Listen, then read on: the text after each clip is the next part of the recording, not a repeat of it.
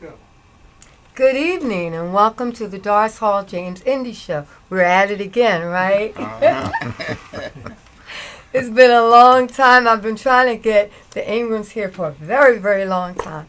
And finally they're here. And I want to tell the world how excited I am that you guys are here. You've been doing this for so very, very long.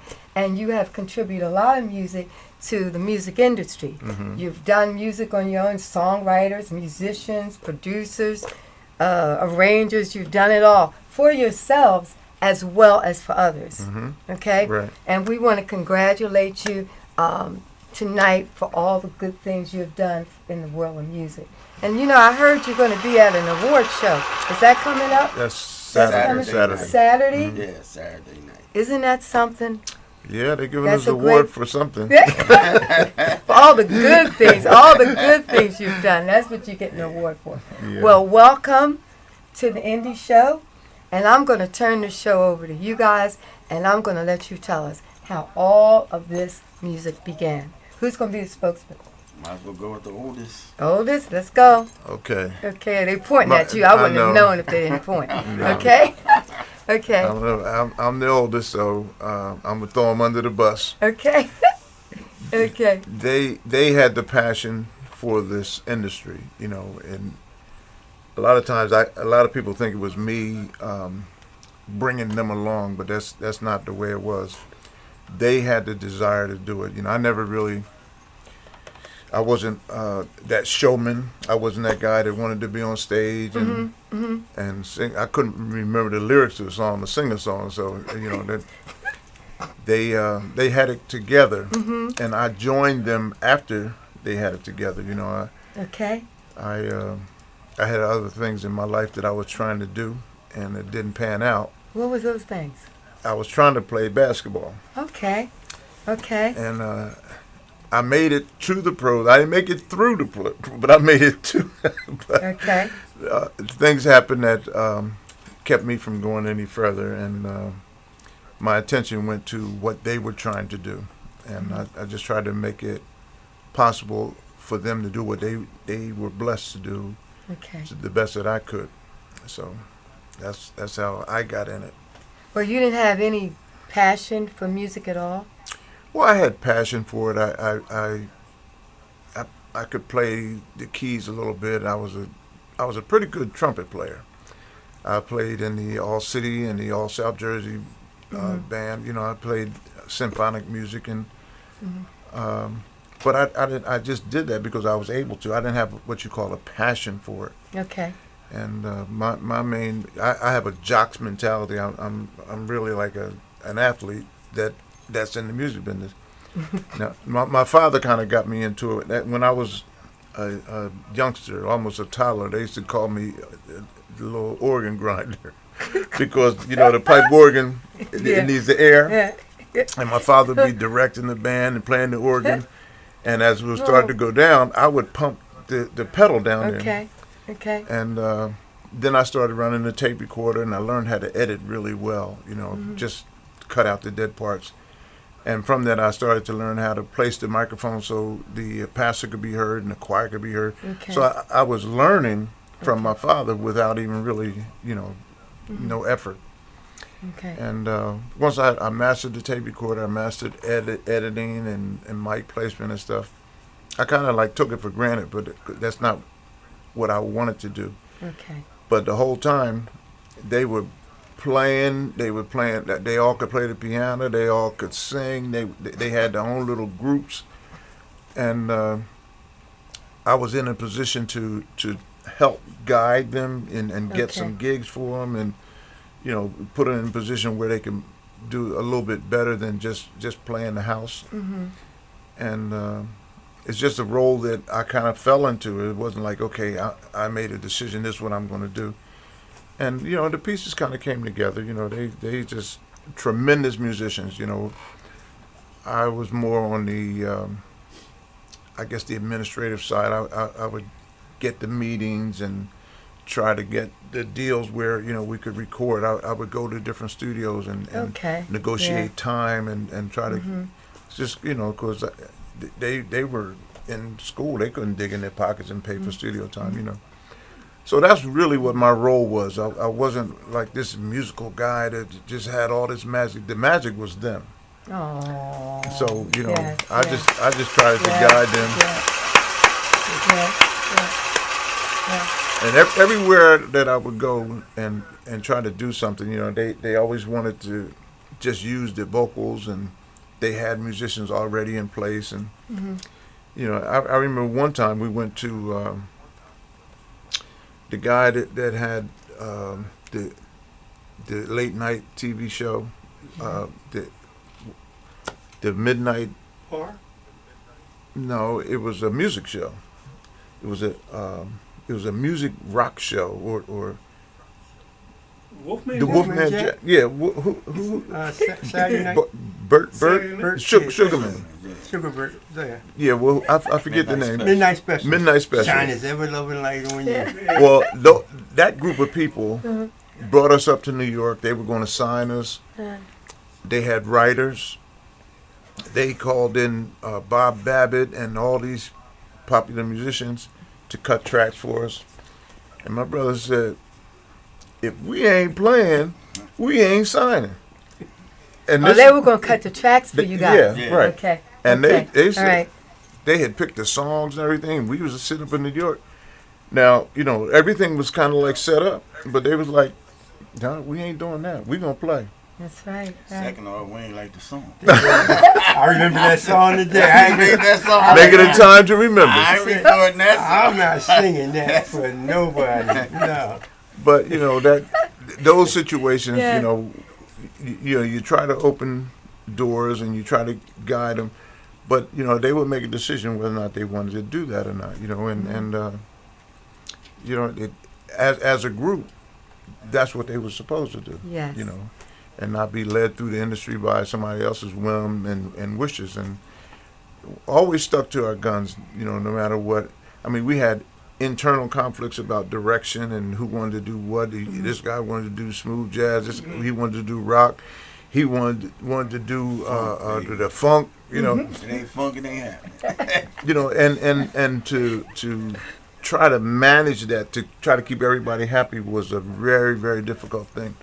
I mean, there are times where I say, look, we got to mix a song. Everybody can't be here to mix it. You know, it's like, then I'm the bad guy. who made you the boss? Bass, it's all bass. Who made you the boss? You made the boss. So I didn't want to be the boss. And when we would be doing gigs, you know, come time to divvy up the money, well, I ain't paying for that. I ain't paying for that. So I gave him. He was the treasurer. He had to divvy up the money because I didn't want to be part of that. Because they all had the idea of what was most important. You know, we had transportation.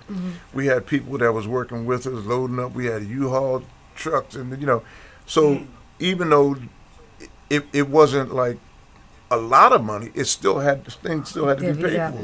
Yeah. And like, Yeah. I played 4 sets. This all I'm getting.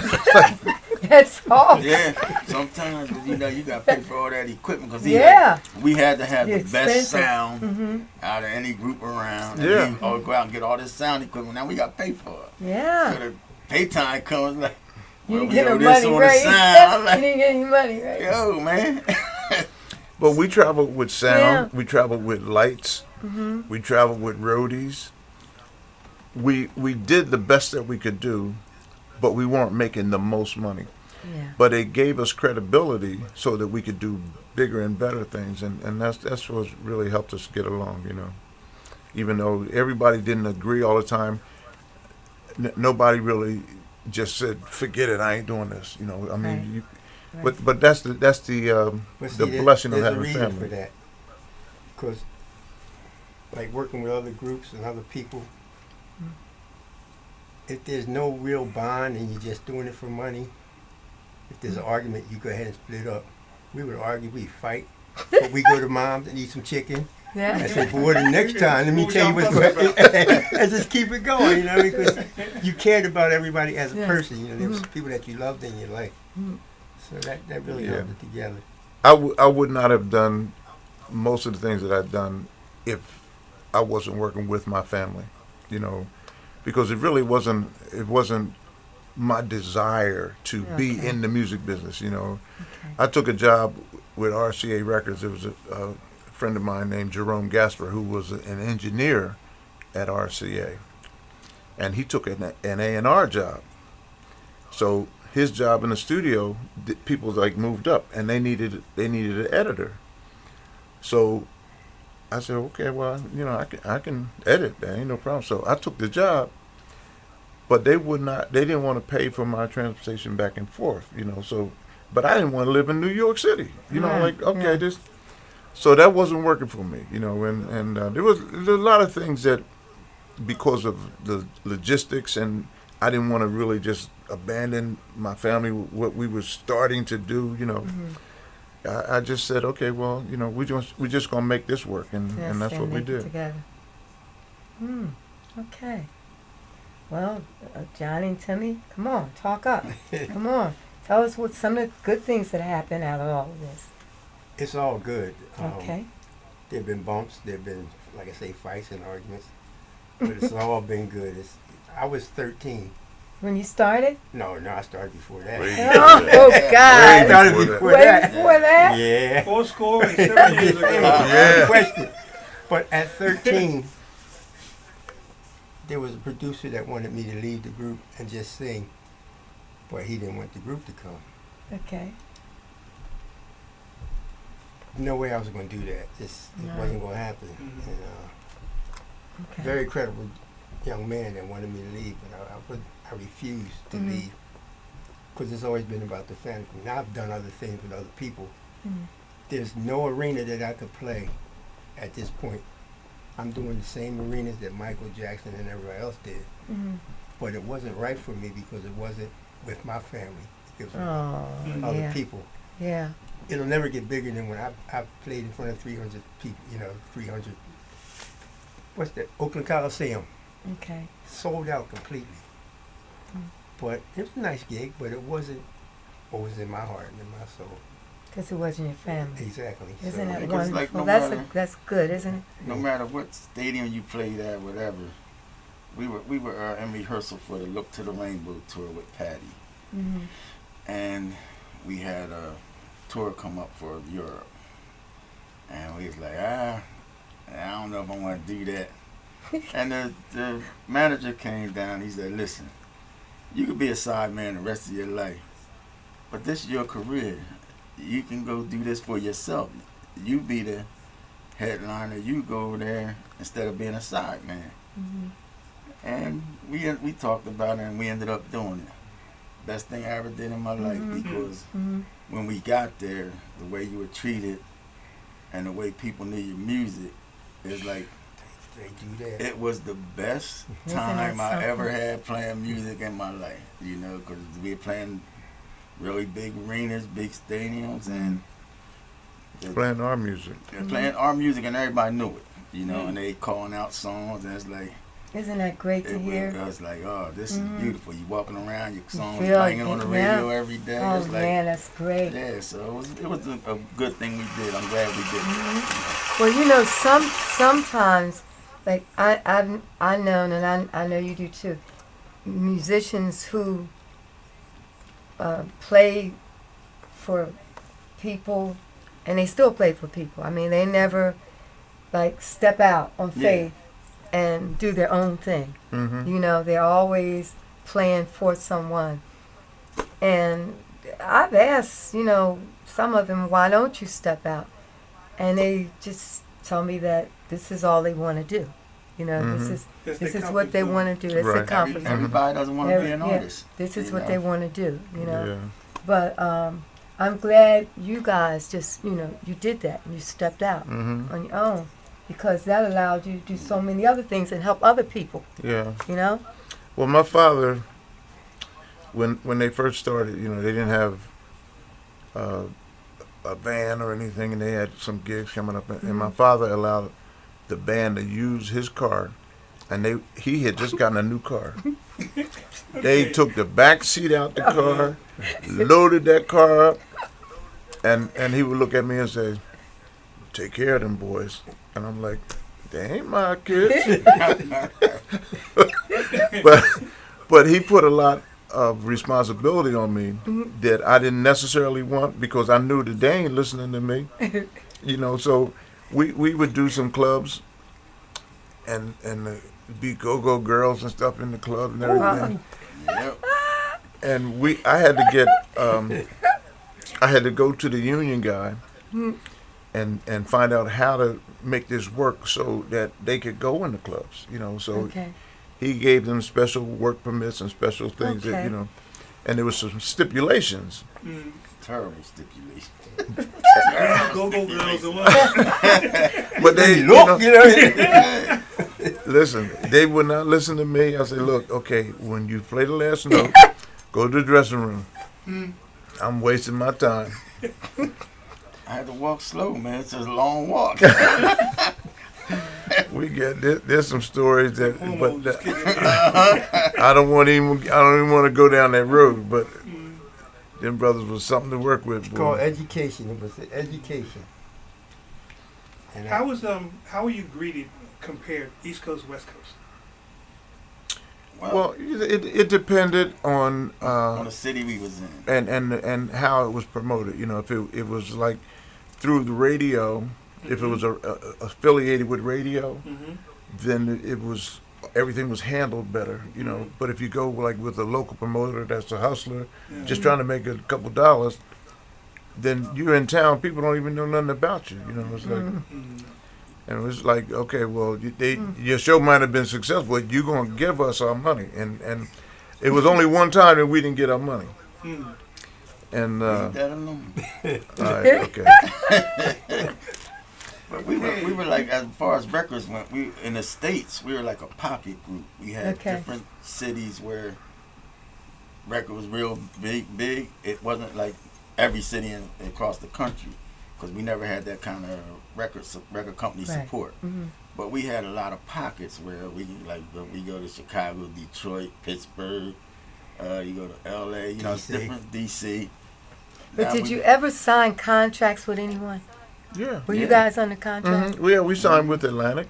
Okay. Atlantic. We signed. We actually did a deal with Polydor.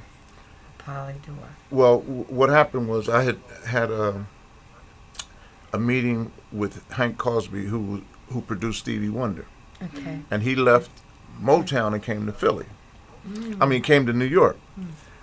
So I went up and had a meeting with him in New York, and he said, "Okay, I can sign you to Polydor, but you gotta bring in a couple songs that you recorded, new songs." Okay. So he gave us some spec money to go down to record. We go to Sigma. We recorded this with Jim Gallagher at Sigma. I don't even remember the song. Jim was here.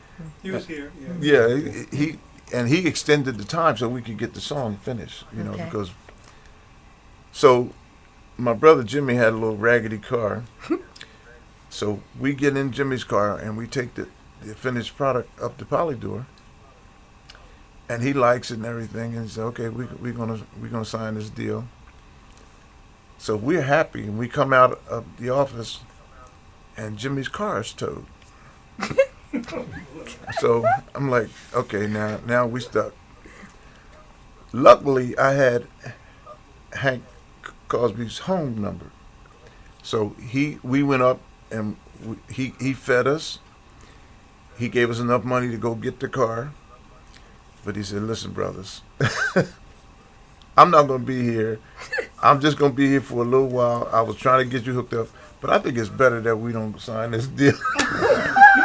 Really? So over his car getting towed because we had to hang out at his house and everything. But, it was like an inconvenience for him. No. But it was all good. That's before we did, before we went to H&L. Then we did the deal with H&L Records then. Okay. And we signed the deal with them. And, chronologically, I don't remember what company we was with first, second, or third, but, Nashboro was the first one. Yeah, Nashboro Records was first. That's the Ingram Kingdom. They were like a gospel R&B, Right. a gospel blues label, and they were trying to come over in the R&B, and they Okay. signed us. And Okay. you know, they want R&B record label. Yeah, they were trying to get into the R&B. Luckily, Georgie Woods and HAT, you know, we had HUR, and it was a radio station in Trenton that was playing our stuff locally. But that record kind of like took off overseas, Yeah. and gave us Yeah. a little notoriety there. And then when we did the H&L deal, Miss Sabrina really took off overseas, you know. So, but we didn't really feel that movement because we were here, Yeah. you know. Yeah. And Until had you we went not over there, gone, you we had- we would have never known. So let me guess, when you made that trip, finally made that trip, you were treated like king. Oh yeah. Oh. As soon as we got off the plane, we was like, who they clapping for us. They know everything about you. Yeah, They yeah. know, I'm like, you can't walk into McDonald's. And, Isn't that great, though? That was great. If they like you, they like you. yeah. Yeah. It was an eye opener. But I think the problem here, and we've always had this discussion, none of them really put money into our projects because They we didn't know were where always to put it. doing the tracks, and so they didn't really have anything to recoup. They put it out and say, play this if you get a chance. Mm-hmm. But you got 10 other records that got to get that time. So, Mhm. you know, we have Only certain, 60 minutes in an hour. yeah, certain jocks that felt us would put us in Plus there. commercial. But, you know, I Plus, don't the know. attention span of the United States is so short, you know, Yeah. and even like today, it's not about the song, you know. You can have the greatest song in the world. If the people don't know the artist, if they're not involved in what you're doing as an Yeah. act, your song is secondary. Now, if they like you, if they see you on a video or interview and they like you, that's when they go to find out what music you got. But They got to see you first. they got to see you first. Where it used to be, radio would Yeah. play you, Yeah. and then they want to know who is that they hear. Singing, yeah. But now that there's no radio, it has to be about the artist, you know. And if the artist doesn't have a presence, if they don't have, if I call overseas and say I got this new act, the first thing they do is say, send me the website, send me the link. The videos and all that. If it's not up to The par, package. the song don't mean nothing. Okay. Isn't that It's the something? marketing way. Yeah. Let's take a break and say hi to our family, our Facebook family. Who wants to read? Okay. Nobody want to put no glasses on. I'm too far away. Okay. Well, he got his glasses on there. I got them. I can't see. I have to put my head right down here to see. But good evening, Shirley Carter, and thanks as always for joining in tonight. Matt Green, thank you for also joining in tonight. And Matt says, hi, Doris Gill and Ingram family. How you doing, Matt? Okay. Mhm. Dean Morrow joined Oh, in. Dean, yeah. Hi, Dean. Him and his brother, they Yeah. some talented brothers. They can sing, can't they sing? Yes, they And are. Rena Sinekin That's joined my in. good friend Yeah. from back in the She day. told me to tell you guys hello. Yeah. Yeah, Rena. Yeah. Yeah. Yeah. And then we have Shirley Carter saying Midnight Special. The Midnight Special. Yeah. That's what it is. Oh, that's right. She's The oh, Midnight okay. Special. Okay. Patricia Wardolph. Hi, Pat. How are you? Levon, Donnie Tatum. Hi, Donnie Tatum. Yeah. Now that is a singing brother right Yes. there. We have Patricia Atkins. Thank you, Pat. Denise, thank you for joining in. And Rena says, the record companies thought that money was a dirty word, but fortunately, you all survived. Well, Rena knows the deal. Jessica, thank you for joining in, hon. Thank you so much. Levon, Donnie Tatum says, hi, Butch, Johnny, Timmy, Doris, and Gilbert. Say How you doing, Levon? you love me. Yeah. Jessica says, hi, guys, I'm here. Hi, Jessica. Hi, Hi, Jessica. Jessica. Pat says, good evening, Doris, Gill, and the Ingram family. I'm watching. Thank Okay. you. All right. Okay, here's There you go, Carlos. Carlos. Man, you've been Man, All right, you've Carlos. been around a long time. Good to see you after all these years. You're still kicking. You're John, still kicking it. Last time I saw you was backstage at Constitutional Hall in Washington, D.C. Oh, man, that was a good one. When Sam Peake, Herb Smith, Crockett, and Porky, I was playing drums with Harold Melvin back then. Okay, Carlos has been everywhere doing so many things. And Egypt Marie, thank you for joining in, Tanya. Thank you. Thank you, Cornell Tubbs. And he said, hey, Doris. Hi, Cornell. Shirley says, enjoying the show. Egypt Marie says, Doris, hello, Doris Gill, and your wonderful guest. Enjoying the show. Hi, Johnny Croom.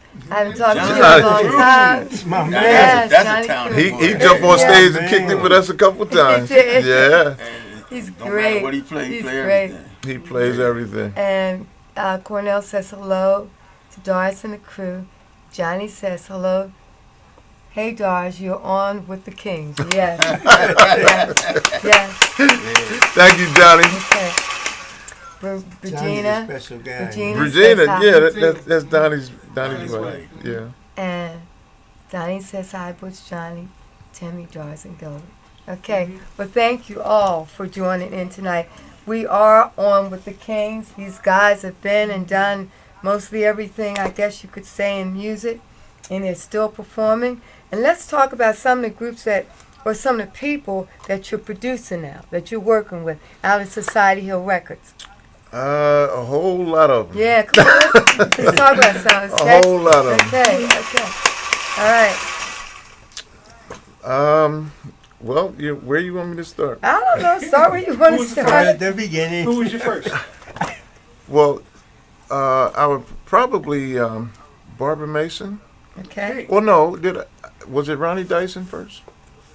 I don't About the same remember. time period. No, because I wasn't around that time. I don't know. I don't remember because I was doing. Well, I started, some of the first sessions that I did here as an engineer was with Kool and the Gang, Okay. and I did a lot of their mixes, and as a pretty deep story with Kool and the Gang, and I did the mix of Open Sesame that they used in Saturday Night Fever, and that's the last time I really wanted to do sessions because the engineer really you don't get no royalty, you don't get no credit. If a recording session, pretty much so. Yeah. If the recording session goes well and sounds good, the producer gets the credit. Yeah. But if it's something wrong and they don't like the mix or whatever, it's the engineer's fault. Yeah. So the only sessions I do are my own. I don't do nobody's session no more. Okay. But as far as artists are concerned, my brother Jimmy was he was a true songwriter. He would sit down and actually write a song, and I would say, Jimmy, what you gonna do with that song? What you gonna do with that? I don't know. I'm just writing.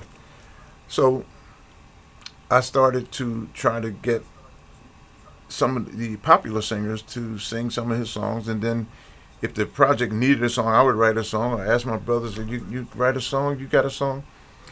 And I think they all contributed to the Ronnie Dyson album. I mean, everybody had a song on that. But I tried to use Family Product as much as I could, and I got a lot of flack in the beginning because whoever I would produce, they would want me to use certain musicians, and I would take a stand. I'm not using nobody but my brothers. Okay. If I'm gonna do the production, don't tell me who to use. And once people understood that that's how I was rolling, then it was easier. But in the beginning, it was tough. I think one of the main reasons that we never did anything as an act with Philly International is because they used MFSB, and if we was going to do something, we was going to play. We cut a lot of the Mighty Three catalog, because Phil Terry was in. No, Phil Terry was in charge of their catalog. So he would give us the songs that the songwriters would write up in the little room, and we would take it in the studio and actually cut a demo. After a while, I'm like, isn't that, I hear a song on the radio, isn't that what? So we couldn't continue to do that, you know, and I have nothing but love for Kenny Gamble, Leon, with what they did and how they did it, but their approach to music was not the way that we wanted to go, you know, we did a lot of projects there. We did some writing for some of the acts, you know, but we would not make a commitment to be a Philly International artist, only because we had a way of cutting and doing things that was a little different than what they did.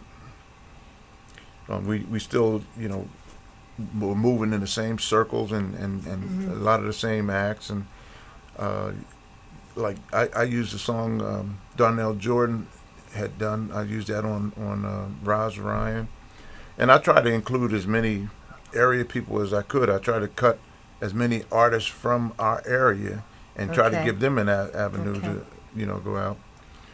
But as a family, you know, if it wasn't done as a family, then I didn't really want to do it. I don't know if it was great or not, but it was great. I mean, it was great. You know, it worked, and it's still working because you're producing a lot of artists now, aren't you? Yeah. And you're using Society Hill Records, right? Right. Tell us a little bit about that. Well, I lived in Society Hill, and I had gotten fed up with doing things, trying to do the politics of the major labels. And I had some success as an independent producer, and I wanted to be able to control the releases. And you know, I made a lot of mistakes in the beginning that hurt financially, but still, you know, I put a record out by Ronnie Dyson and Vicky Austin, and I had secured a really nice distribution deal with BMG. I thought it was nice, and you know, I had great promotion people. You know, I had Armin McKissick, I had Alan Lott, I had Max Kidd. You know, people that knew the business and knew how to get records played. And we charted the record. And when the record charted, BMG manufactured for the United States. Okay. So we're looking, okay, we doing all right. When the statements came in, I had only sold records up and down the East Coast, from Boston to Florida, because we didn't promote out in the Midwest. We didn't promote on the West Coast, you know. But BMG's position was, if you want national distribution, you got to have national promotion. Wow. So the manufacturing costs Fine print. killed all the profits, because everything that they manufactured had to be paid for, and if it didn't sell, it came back. So I'm like, okay, this is not working for me. So I learned a lesson that I have to control the manufacturing. Now today, manufacturing doesn't play a part in it. Right. So it's a little bit different today. But I mean, there's a lot of mistakes that I made along the way, and that you learned. I learned from, you know, and now that I'm too old to do anything, it don't matter. Well, the whole game has changed anyway, as far as streaming and all right, that crap. right. Completely different business. Completely different world. But people still want a good song. They want to go to a show. They want to see their favorite act. You know, that hasn't changed. But how could you know what your favorite act is if you're never able to see the new acts? Because the new acts, they might have some that's a great good work. question. They might have some great Well, work. that's why. Social media is a powerful tool. Right. Social media. It's a Here we go. powerful Okay, tool. full free. Yeah. Social media. You You might know. not have like record sales, but you build yourself as an artist because people Right. know who you are. Yeah. Right. You might not be selling records, but you can go out and do shows. because Greatest thing on every- Facebook, but am I going to pay to see you? Yeah. Okay. Yep. Yeah. It's not about the sale of the product anymore. You know, the music is just part of your brand.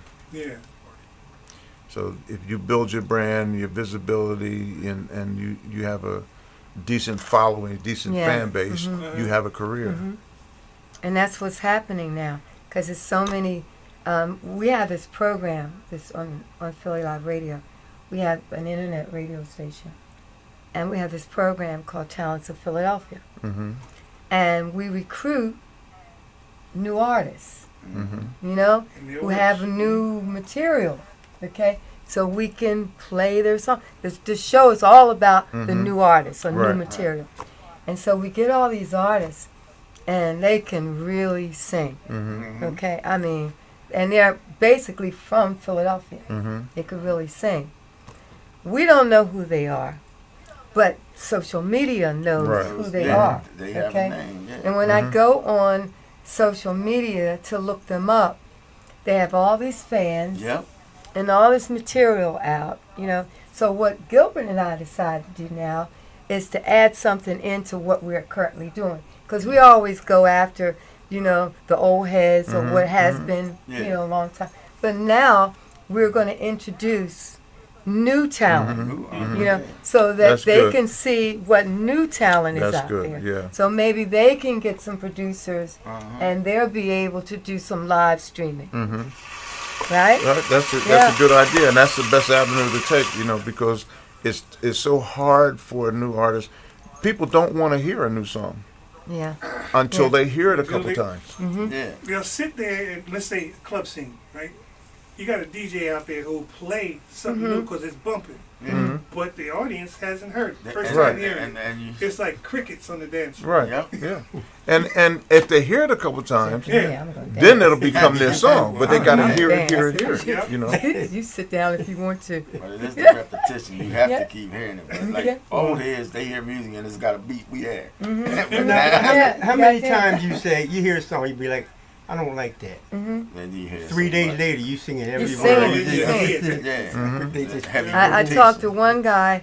His name is Terry James, and Rena introduced him to me the other night by telephone. And as soon as she said his name, I could sing his song because we've been playing it for so long. I think we've been playing it maybe 6 weeks, somewhere around there. You know, and we just love the song.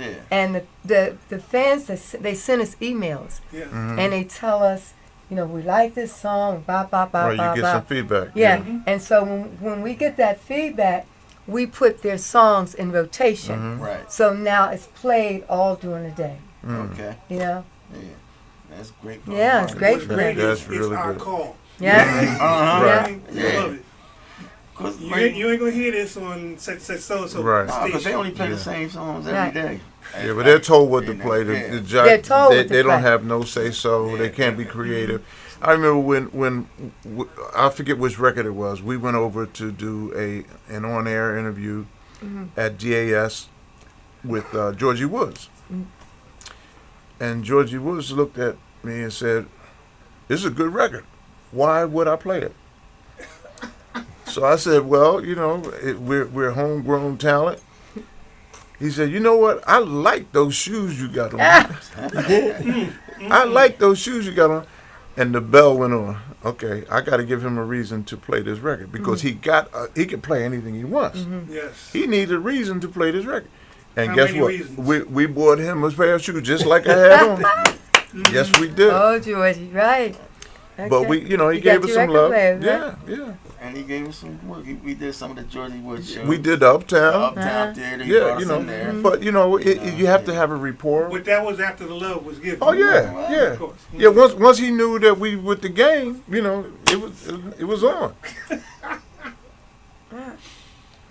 Speaking of payola, did anybody give? Let me go back. Let's go back.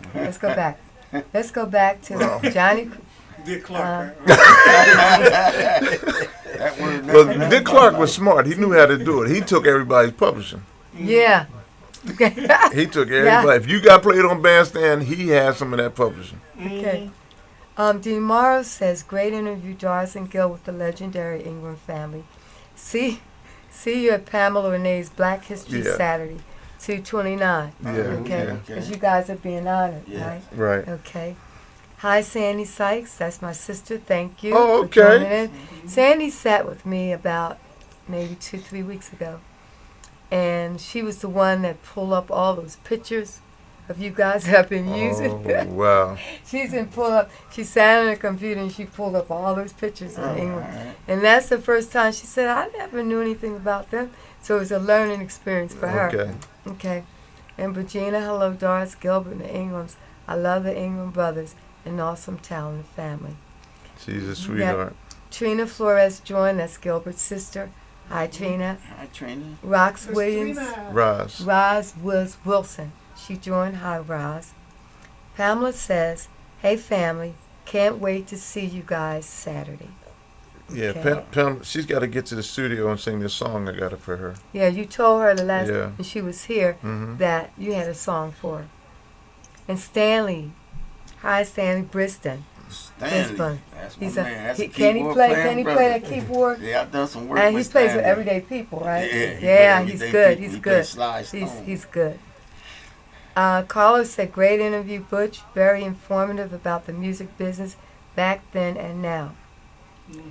Gregory G-Man. G-Man. Man. Boy, That's my boy there. I'm trying to get him too, New boy. notes. Oh, that's It's a hard tough to one to catch up. get. Catch He's up. on the move. He's gone all the time.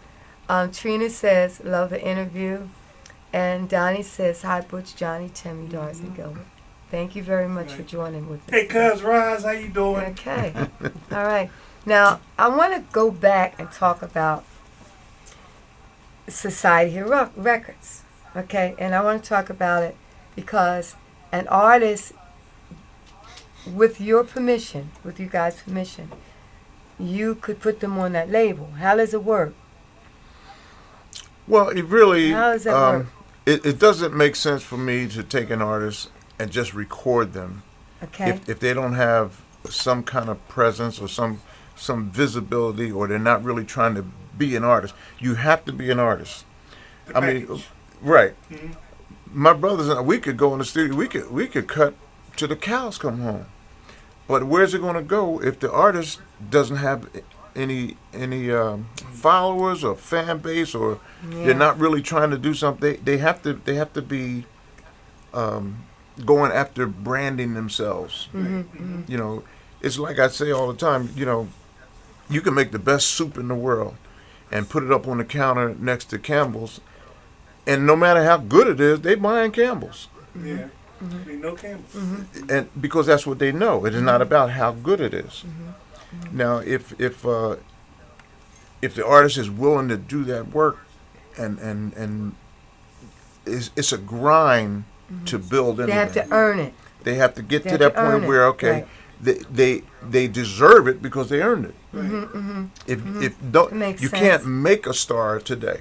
Right. You know, I don't care how much money you throw at them. You know, if that artist doesn't have the ability to engage with their audience, Right. it's a lost cause for everybody. It's almost like you have to be hungrier now than you did when we came up. Because back then, if somebody saw you and believed in you, They would would try to help you, push you along. Uh-huh. But now it's like you have to come with something for them to even consider doing anything with you. So you got to really be hungry to get yourself out there, create your brand, and build yourself. You have to do that's a lot of work, and you have to do it. And if you ain't dedicated in doing it, most of the young folks today understand that. they understand the fact that they know they can get something going through that social media. Yes. Okay. But some of them don't know The talent side might be lacking. how to do it. very much. No, the talent. From what we've been getting, the talent is there. Yes. Okay, the talent is actually there, We have been but doing they that. have to really go after Yeah. because there's so much talent. Yeah, there's no shortage of talent. It's so much talent. We had all these girls here, ladies here. All of them could sing. All of them. And so it's so much talent that they have to really push themselves. Well, let me and say go this, after it. it may be talent, Uh-huh. but where does the creativity come in? Because there's a way to tell a lady you love her without just blatantly the way they do today. They just spit out whatever they want to spit out. Yeah, yeah. Whereas I we had have a an way example to of put that. I say that. this all the time. Yeah, but You got the whispers coming at them. Love you. Have you ever been kissed from head to toe, down your back, right to your nail? I got a group to record here. Now what? All right. Now, what do they say now? Today, it's just blatant. It's just lick you up and down. You got to find a creative way to do that. But wait, I'm not talking about that. When I'm talking about talent, when I say talent, I mean the whole thing.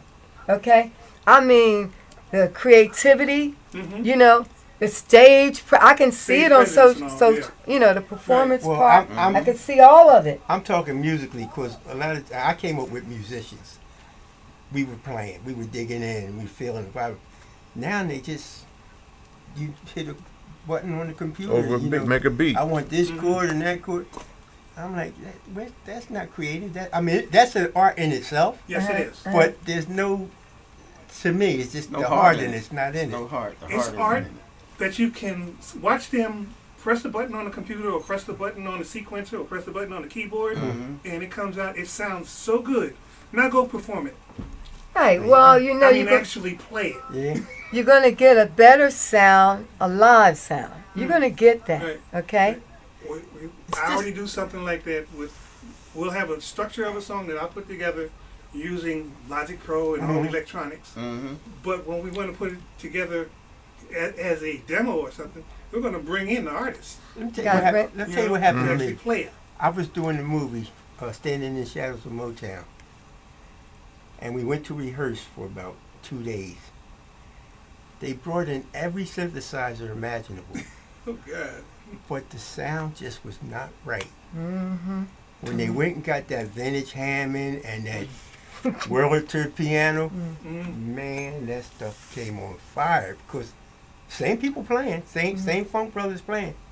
But it was just so technical and so sterile. Okay. But when you got that gritty Hammond going, man, listen, put some grits on it. Let's go. Yeah, it's got to be some reality to it. You know, right. I'll give you an example. In the programs that I use, I have some great percussion sounds, and I had a song almost done with these congas in it, and it might have been the Fat Larry project. I don't remember what it was, but Timmy came in. He said, man, you got to put some real congas on that. I said, I got congas on that. He said, set that mic up. I set the mic up. He put his congas up, and he started playing. And I'm like, jeez, it's night and day. You can't beat the live. Yeah. Night and day. Because you can't create talented player with a keyboard. It's impossible to create what you can do with your hands. That's even the With drums, the keyboard, percussion. You can't get all the nuances by hitting a key. No. It's nobody's that great a programmer. It sounds good. I mean, it's okay. But you can't till you hit the real thing. Till you put that next string. Or you hit the. Yeah, you can't get that. It's got to be live. It's got to be real.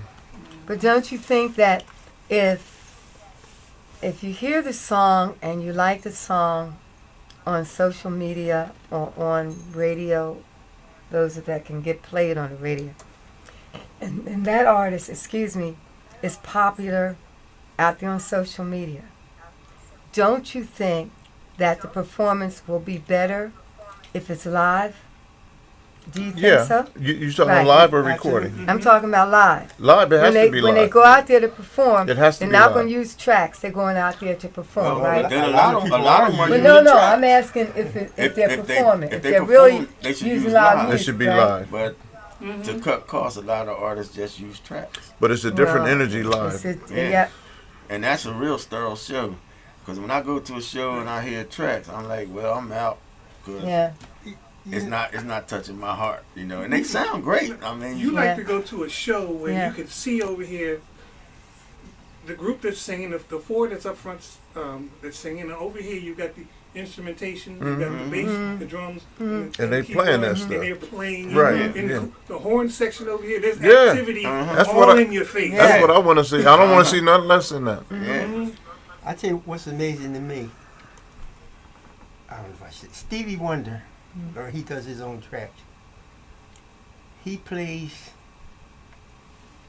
I don't know how one word this. His drum tracks are so sloppy. Yeah. As a track. Technically, they're bad. But there's so much feeling and emotion in his music that I don't even hear that anymore. It's just like, yo, that just knocked me off my feet. It's like, it knocks me off my feet. Yeah, I don't. Yeah. You take an artist like Stevie Wonder. It's a wonder that Stevie Wonder, because Stevie had fingertips, which kind of took off. But Berry Gordy didn't really respect him as an artist. Stevie Wonder, you know the reason why Stevie Wonder plays on all his stuff? Because nobody would come in and play with him. Wow. He was running around bugging people, come on, do this with me, don't you know, and to them it was like, okay, he's a cute little blind guy, you know, he ain't gonna be no artist. He writes good songs. They would give studio time to him after everybody left. So Stevie would play, he would play his own stuff. And then it sat there because it wasn't what Berry Gordy thought was a reflection of Motown. Smokey Robinson, when he became general manager, that's when Stevie Wonder took off. That's when Marvin Gaye came off the shelf. That's when they signed the group Redbone. You know, I mean, Motown to me is really Motown because of Smokey Robinson. But he don't really get that. He don't get the applause. Everybody talk about Berry Gordy, and Berry Gordy was a good writer even before he started Motown. He was a good songwriter, and he had a vision, which was okay, but the explosion of Motown was really Smokey Robinson's vision. Yes, yes. Deborah, I hope you listen. That is number one fan right there. That's right. Always well, you know, he understood the difference in music and how different people liked and responded to different things. Yeah. You know, he wasn't tunnel vision with that. You know, and that's what you got to be open. You know, a lot of people ask me like, well, why you do that actor? Why you do this actor? It doesn't. Everything should not be the same. Right. Right. Yes. That's you know, right. Cookie cutter. Yeah, music touches different people different ways, and I think if somebody has something, I try to give them an opportunity to get it out. Sometimes I don't even like it myself, but that doesn't mean other people not gonna like it. And that's where I'm at with that. Okay. All right. Great point of view. Well, you guys have worked with almost all the greats that's out there, right? They've worked with everybody. I don't know if you remember the Dean Martin show, the Ding-a-Lings. they did tracks for the Ding-a-Lings. They've done. I mean, you listen. The list. I remember the song. well, they're investigating now to see if there's another group or group of family that has worked with as many different talents in the music business that we have, because we've worked with so many, and I don't know if that we're gonna have the world record or not. You know, after they investigate it, they'll see. And okay. They asked me how many different acts have we worked with. I have no idea. I asked them, do they know? They don't know. We just show up and play, man. I hear a song. Somebody say that you. Yeah. I don't know. I have no idea. So you guys are still playing, and you're still playing, right? Yeah. When we can. Yeah, when we can. You know, if and you're it still in the makes studio, right? sense. Yeah. And you're still in the studio. As long as they're making Ben Gay, they're good to go. They gotta have some stronger Ben Gay for these days, boy. These knees are terrible. The knees. It's the knees. But it's a blessing to be able to still, you know, hear good talent and try to help. You know, it's a different world. You know, I don't ever promise anybody they're gonna have a hit, because there's no such thing as a hit record anymore, because music doesn't sell like that. Right. But if you have your social media and you have your website and you have any kind of following, like in order to do, that's my man Steve Bernstein. Hi, Steve. Hi, Steve. You're down in Florida now, right? Yes. Yeah. Okay. If what was I saying? If an You artist have a package. if you don't have something new or something going on that's interesting to people, you can't do the Jimmy Kimmel show or Jimmy Fallon or David Letterman. You can't do those shows if you don't have a new book, a new tour, a new movie, a new release. You got to have something new to go on and talk about. Okay. because that's the only reason to go on the show. Your past stuff that you did, they already know about that, Right. and you can talk about it once you get on there. But to get on there, you got to have something new. Okay. Well, now, I know there's many people that are interested in getting into music. Where should they begin? How should they begin? What should they do? How about a musician? What should they do? Well, if they get into it because they think they're going to be a star, That's out. that's out. If you get into it because you love what you do, Okay. then give it your all. Okay. Because you can't chase success. You have to chase satisfaction. There's no such thing as success. That's a level that's abstract. When you are personally satisfied with what you've done, that is really what success is. If you measure success by what other people think of you or how many people buy your product, you still might not be satisfied. Right. And that's why people they get there. They have all these numbers that people done sold this, people done bought that, and everybody knows you, and they haven't. They're still depressed because they're not satisfied. Yeah. You reach for your personal satisfaction. If dollars come from that, that's good. But if dollars don't come from that, you still good because you're satisfied. Right, because I'm happy with what I'm doing. Right. That makes sense. Well, it's hard to understand. A lot of times when we were working at Harris, I was just so frustrated and so down. Like, you know what, this is. But a lady came in there, and I sang. I just called to say I love you, and I let her sing it with me. And she explained to me afterwards. She said, "You really don't know how many people you touch every night, because I'm not at this big stadium. I'm like, I want to be at the stadium." She said, "You touch more people in a week than anybody in the stadium touched." I thought I was dying. And she came into that casino every time I was there to sing that song. Really? Until she died. One day, I'm talking, not about a month ago, 2 months ago, he called me at 3 o'clock in the morning. I was just getting home. He said, "Listen, they want you to call Mama Rose. They don't think she's going to make it through the night." So I called, and she hadn't talked to anybody or anything. As soon as I said hello, she like, "Johnny?" Oh. And she died about 2 or 3 days later. But that impact, when you're going through it, you don't understand that impact. And I was really like, I want to get out. This is ridiculous. But then she put that perspective to me. I had no idea how many people on a nightly basis that was meaning something to. Yeah. Okay. So that just renewed everything to. Okay. Well, it's almost time for us to end. It's 9:05. You said it would be quick and you didn't know it. It goes. What was the last one that you did on there? Because Rena said something about. Well, we didn't say Whittington is on here again. Okay. Oh, Whittington Stills, yeah. Yes, and we've been playing her songs on. She sent us 4 cuts for tracks. I've listened to her on Facebook. I have a great interest in her. Very, very good. She's very. And it was one song we played. We got 4 of them. We got 4, but the fast one we played the other night. I love that because I just love to dance, right? So, but they're good songs. And Tony Strong. Hi, Tony. How are you feeling? Tony Strong. Yes, Tony. And Rena says, talk about the Johnny poetic lyrics. Johnny songwriting. Yes. Come on. Johnny doesn't force himself to write anything. I never set out to write a word, but just different things will inspire me. And when that happens, I got to go sit down and hash it out. So. Okay. You find your little quiet spot? You don't even have to be quiet. Don't look at me saying, you got that from that? He's the love doctor. I'm like, Love doctor. Johnny has 2 or 3 songs on the new Blue Magic release. Yeah. Okay. Congratulations. Why, thank you. Okay. Thank you. And then Bob Locke. That's Bob my Locke. man. Yeah. Hi, Bob.